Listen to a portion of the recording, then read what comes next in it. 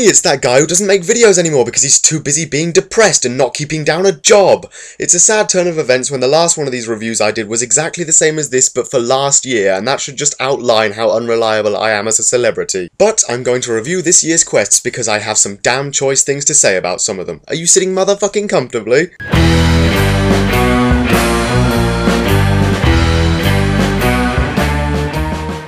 If you watched all of my reviews and you've had a lot of time to between me not making them, then you'll know that my favourite quest series was the Marique chain, and if you paid attention to the quest scene in RuneScape this year at all, you'll know that the Branches of Darkmire, the 5th part of the series, came out this year.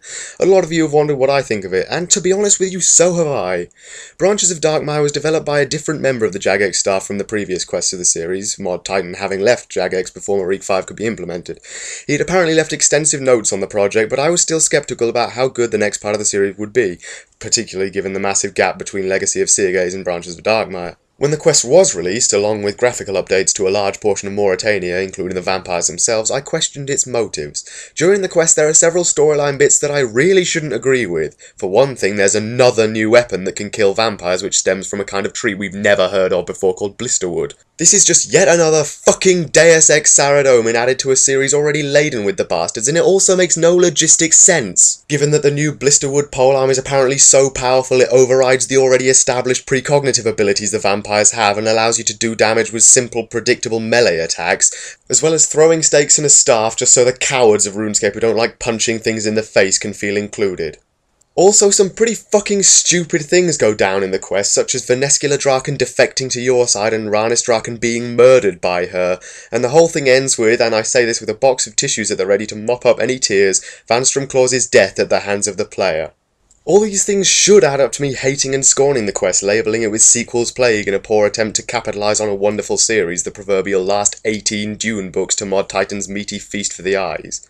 And yet, I like it. I'm not sure why, I'm not sure how, but I do actually like it. It's well put together aside from the issues already stated, and Darkmire has enough atmosphere and depth to make it one of my favourite cities in the game.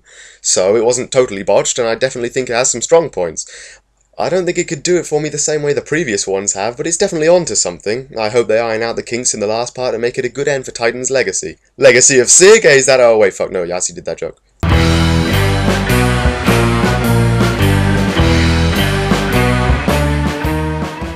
If you played all this year's quests, you'll know which one I'm about to tell you about, because I have heard no end of rants about it in the weeks following its release. Salt in the Wound, the, I guess, conclusive part of the Sea Slug quest series, which ends in the least satisfying way possible. Now, before I qualify that statement, I want to stress that I actually liked this quest. A lot of people hated it, but I thought it was good, and in truth I didn't actually think on the boss fight that much until people pointed it out to me that it was crap. I thought what they did with Kenneth was well done, and I liked the characters of Evocation, oh I see what you did there, and the return of Ezekiel Lovecraft, oh I see what you did there. However, the climax of the quest was, without doubt, the lamest cop-out I have ever sat through, and I've watched Spider-Man 3. If you don't know how it ends, prepare yourselves for a shit fit, not to mention a spoiler. You kill the Slug Queen by, I shit you not, dropping a pillar on her and squashing her. I know, it's awful, and yet, like I said, I enjoyed the quest immensely, which should probably make this another contender for the Beautiful Trainwreck Award, but, well, I made this one up instead because I wanted to talk about it. Oh, I also want to talk about how creepy Kenneth is now that he's older, and in case you were thinking of ranting about how Kenneth ages when all other children in the game don't, it's magic and it's not supposed to make sense. Now when I say creepy, I mean has a crush on Kimberly, the little girl from Witchhaven, even though he's older now and she stayed the same age, making him about 19 and her about 8.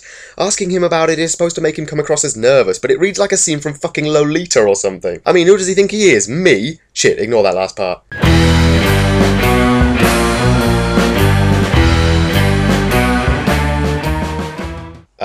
Elemental Workshop. Most of you will remember my, colourful criticisms of the last quest in the series, and will probably be hoping to see me rip EW4 to shreds like I did its predecessor.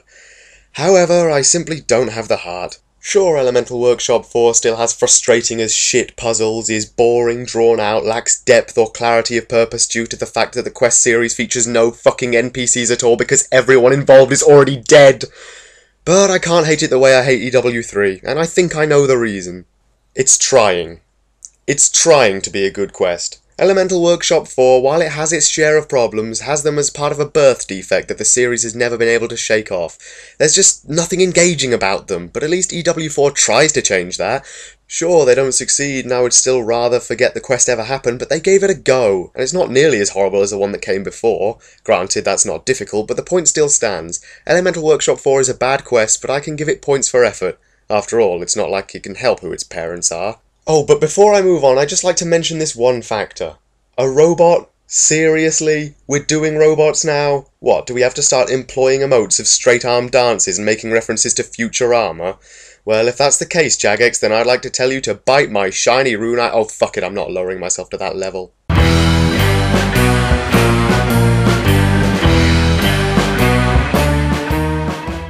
Quite a late contender in this year's already sizable cacophony of moving quests, such as Prisoner of Glaufrey, one piercing note plucked the strings of my Sithara-shaped heart and damn near brought a tear to my eye, thanks in no small part to the addition of beautiful sung and performed music which adds that little extra something to the already moving plot. I won't spoil this quest like I do to all the others, because this one genuinely has some mystique and intrigue which can draw even the most hardened PKer who thinks quests are for faggots. Actually, I think that's a bad example. This quest is not good for PKers or anyone else who thinks that the only good parts of the game are parts where someone's dying. In fact, if you are one of the people who thinks that and happen to be watching my video, I'd like you to stop, go outside, find the nearest cat and stroke it for a full hour just to show what you're missing out on. And then punch yourself in the face because you're a cunt. Back on the note of the quest. Oh, note! Get it? Just as a quick recommendation, when Jagex say it's best played with music on, fucking listen to them. You will seriously regret it if you don't. Valerio's song has shot to #1 of my all-time favourite RuneScape music tracks. Yes, I have composed a list. No, I don't get out much. And if Jagex don't offer similar things in future quests, then I will seriously consider it a crime against art. Do it, Jagex. I know you're watching.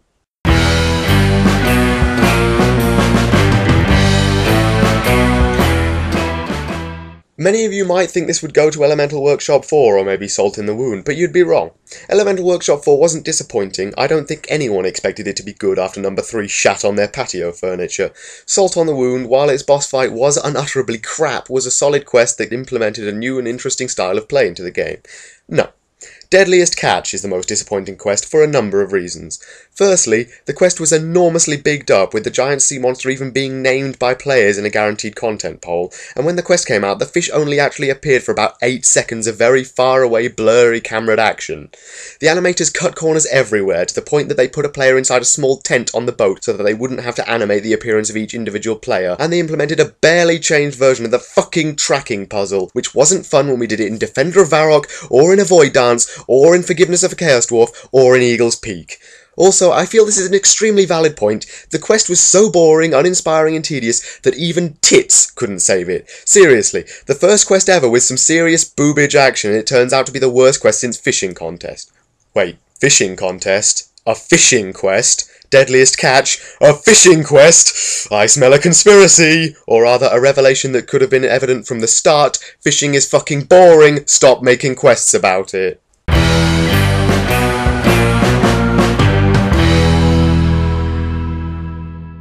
You know, if you'd have asked me back in August what my favourite quest was, I'd have probably said something like, well, it sure as hell won't be that Ritual of the Marjarat thing that's coming out soon, and I'm not quite sure as to why that is. From the moment it had been announced, I was dreading its release date, perhaps because I couldn't possibly imagine Jagex pulling something that quote-unquote epic without horribly botching either the storyline, the gameplay, or both. I was wrong. Oh boy, was I wrong.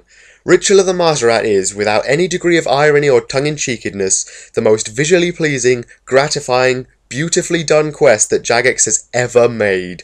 I have never really been able to decide what my favourite quest was before, and I always ended up falling somewhere between Underground Pass and Regicide, but now I have a concrete solid #1 to put on the top of that theoretical list that I don't really have.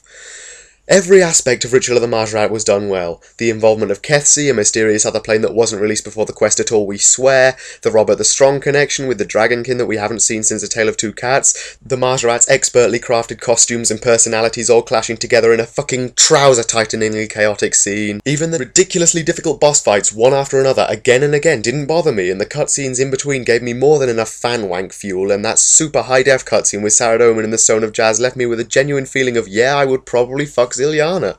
The quest is magnificent, managing to blend all the horrific, the humorous, the awe-inspiring, and the downright depressing into one incredible quest. Even the few tiny issues that they had were overshadowed by the immense feeling of actually taking part in something bigger than yourself, and it truly was, and this is the first time I'm ever going to say this without having to wash my mouth out with anti-12-year-old soap. Epic. Wow. Yeah, no wonder I'm always alone.